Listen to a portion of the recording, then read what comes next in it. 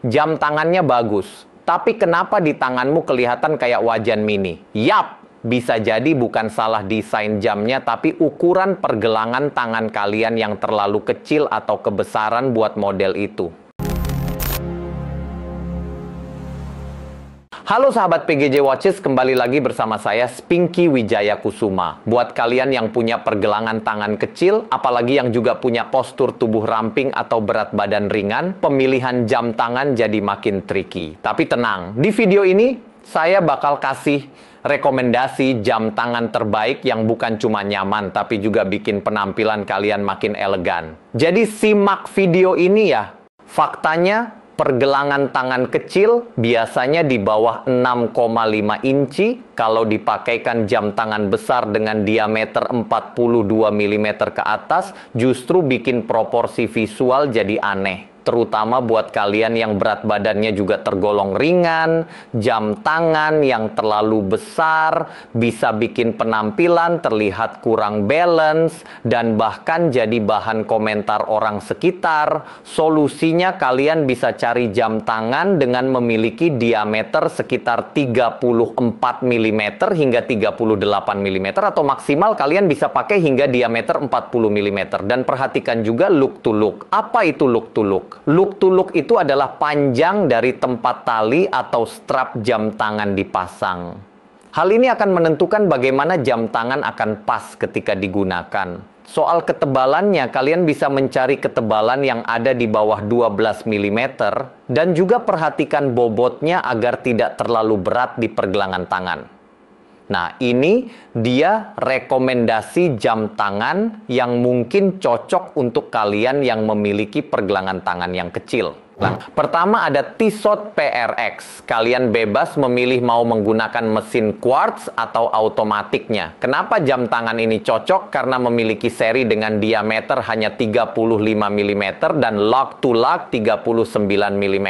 Tissot PRX adalah jam tangan yang punya desain slim dan klasik, cocok banget buat cowok bertubuh ramping. Braceletnya yang integrated bikin kesan maskulin tetap ada walaupun ukurannya kecil. Kedua ada Seiko Presage Cocktail Time Ladies SRP 855J1. Berdiameter 33,8 mm dan tebal 11,1 mm. Jam tangan ini sudah menggunakan movement Seiko 4R35 otomatis dan memiliki power reserve hingga 41 jam. Dialnya berkilau kayak koktail, tapi ukurannya benar-benar wearable buat wrist kecil. Walaupun masuk kategori ladies, banyak cowok kurus pakai ini dan kelihatan tetap klasi. Ketiga, Rolex Oyster Perpetual 34. Memiliki diameter 34 mm dan mesin automatic kaliber 3130. Sudah pasti jadi jam tangan Rolex yang tampil klasik dan nggak norak. Ukuran 34 mm-nya terasa pas banget buat kalian yang punya wrist kecil dan pengen jam dengan value kuat. Keempat, Omega DeVille Prestige 34 mm.